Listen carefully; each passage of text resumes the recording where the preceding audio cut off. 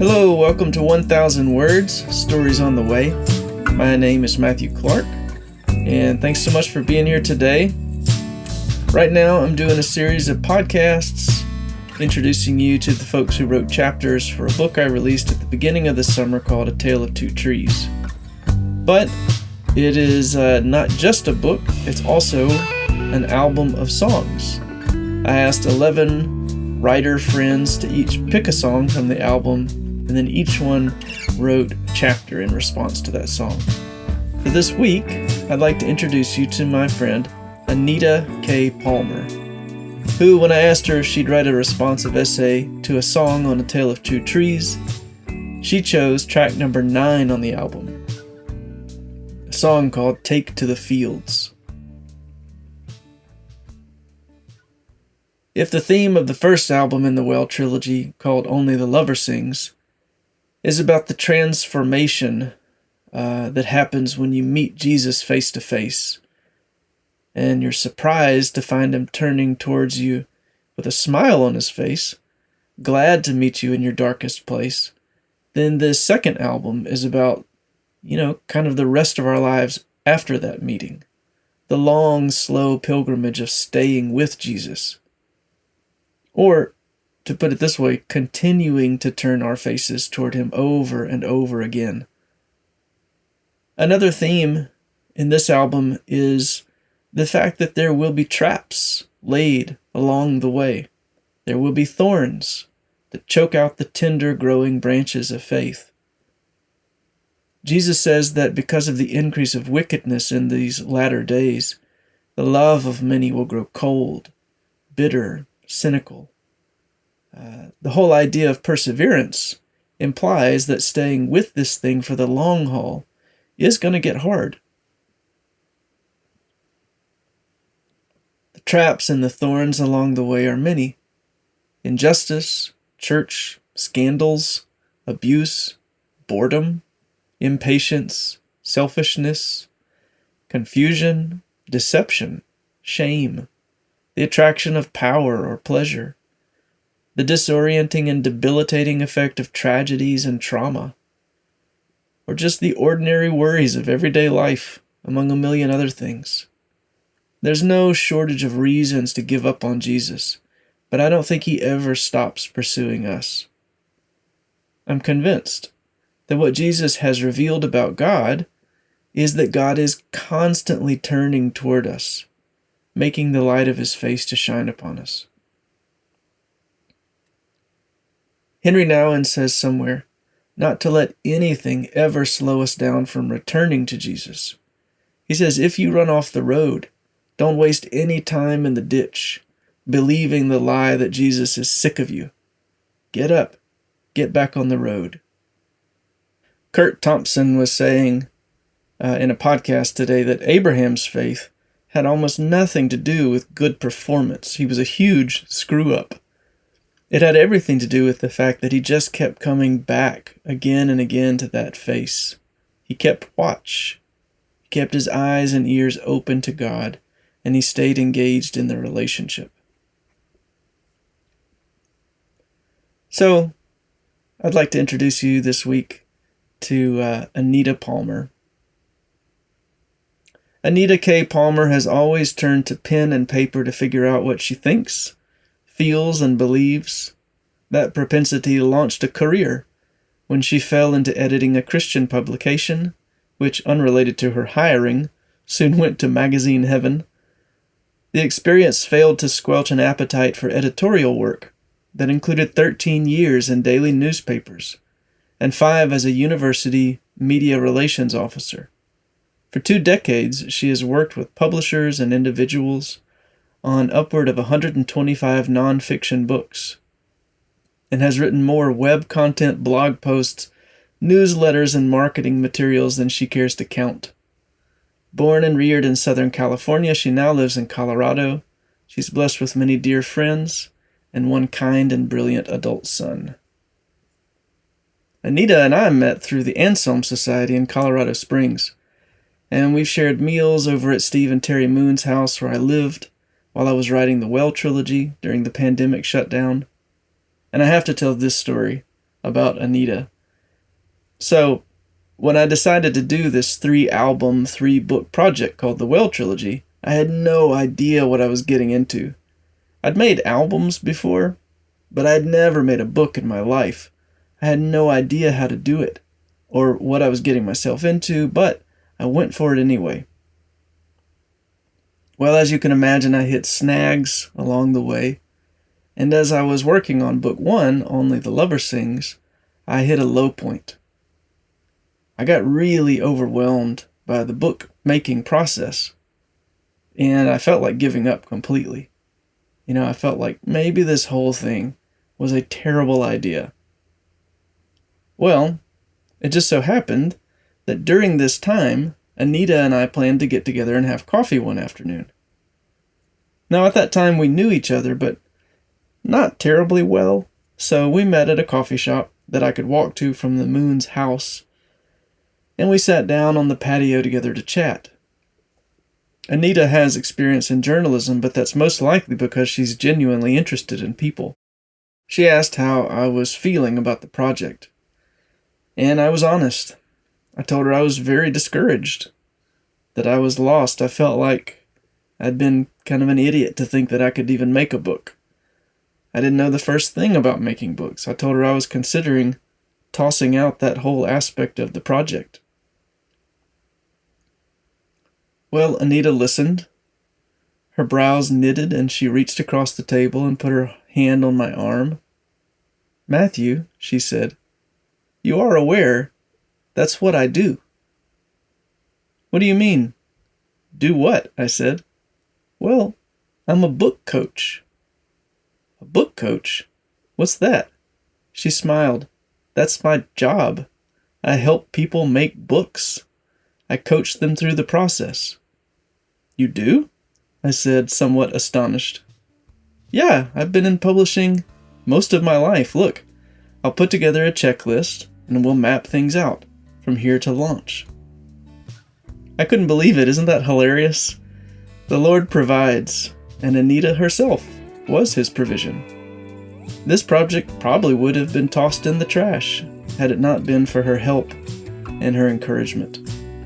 So when it came time to put together a team of writers for Book 2, A Tale of Two Trees, I really wanted Anita to write a chapter, and I'm so glad she said yes. Her vulnerability and honesty as she writes means that she offers us a much-needed kind of companionship as we're trying to keep watch together. So, here is Anita K. Palmer reading an excerpt from her essay response to the song Take to the Fields, entitled Mercy in the Wind.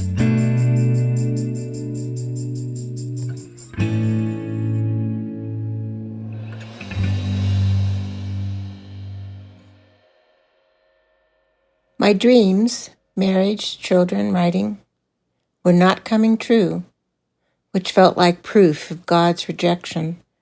How easily our hearts get sick because something we want doesn't appear. I became resentful, and I moved further and further from active faith.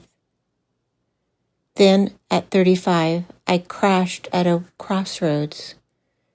As Matthew sings, "Fire licked my tomb, and it incinerated my life." On their way home from fishing on Missionary Ridge in southwestern Colorado, my oldest sister and her husband encountered a boulder in the middle of a narrow mountain road.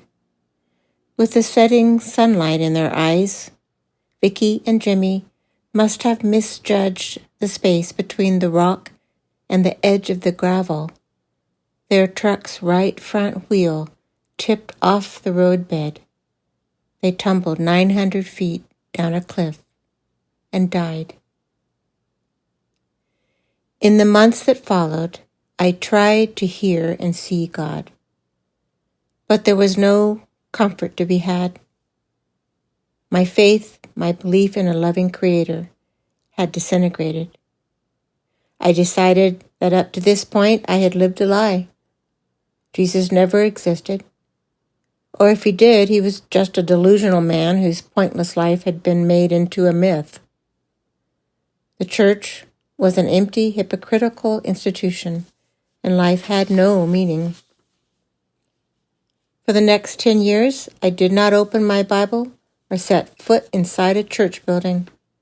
In fact, I did not utter the words God or Jesus or Holy Spirit. I was done with him. As Henry Nouwen explores in his spiritual classic, The Return of the Prodigal Son, A Story of Homecoming, humans often either run from God or view him as a heartless taskmaster. It's a foolish dichotomy.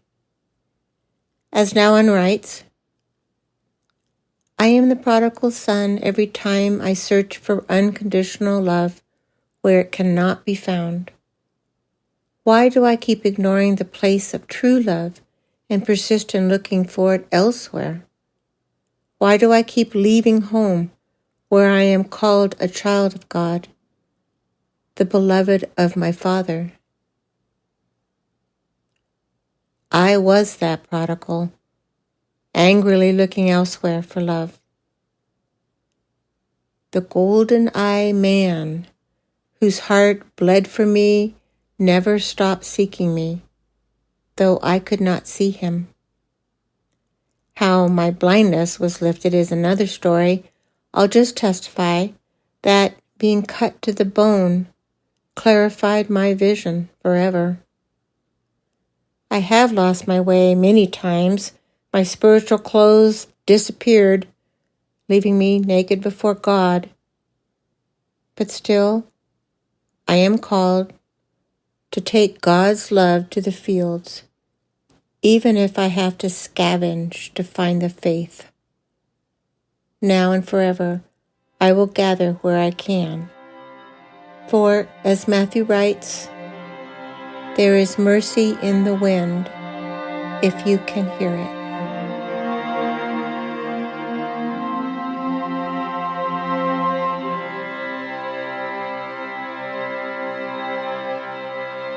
Okay, Anita, thank you.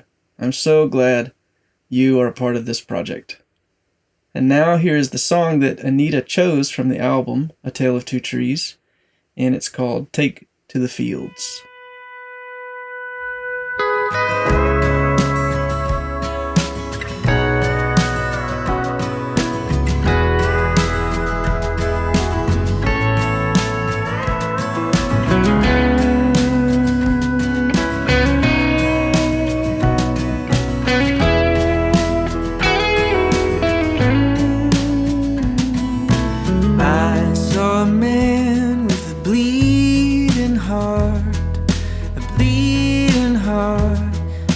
Ragged as the wind, eager to begin. And oh, his eyes, they were clear as gold, searching out the cracks, tender, strong and sad.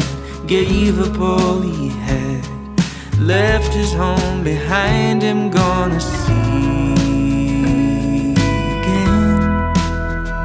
If you got eyes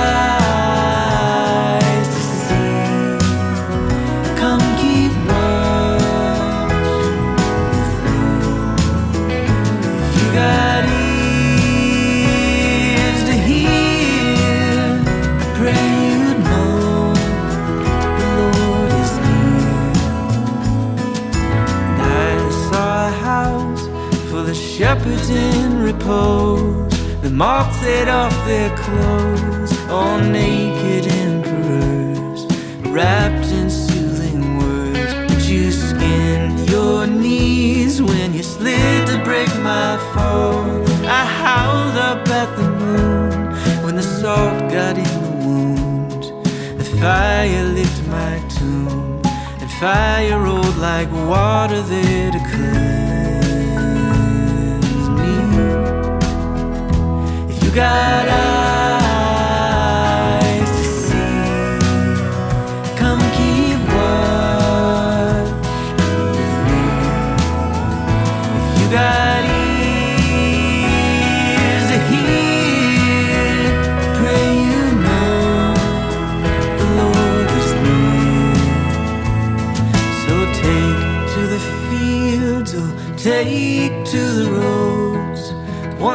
wither at the thorns that bite into the rose, cut down to the bones. And take your pail and gather when you can. The field is ripe with grain, scattered sheep like sand. Too little callus on my hands. There's mercy in the wind if you can hear it. If you got eyes to see, come keep watch with me. If you got ears to hear, I pray you know the Lord is near. The Lord is near.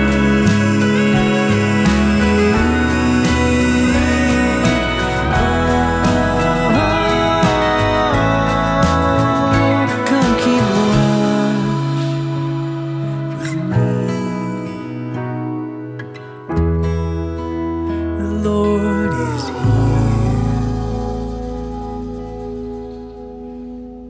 Okay, go grab a copy of A Tale of Two Trees on Amazon so you can read the rest of Anita's chapter there. And please take a minute to leave a review of the book if you enjoyed it, as well as to rate and review this podcast on iTunes. It's kind of crazy, but it's those reviews that keep good things from getting totally buried in internet land. So that helps a lot. Also, I'm on tour right now, so check out my concert calendar at my website, matthewclark.net, and come to a concert if there's one near you. That would be awesome. And then come on back next week. I'll be featuring poet Susan Cowger, who chose the song In the Waters from the album. So stay tuned, and thanks so much for listening. See you next time on 1000 Words.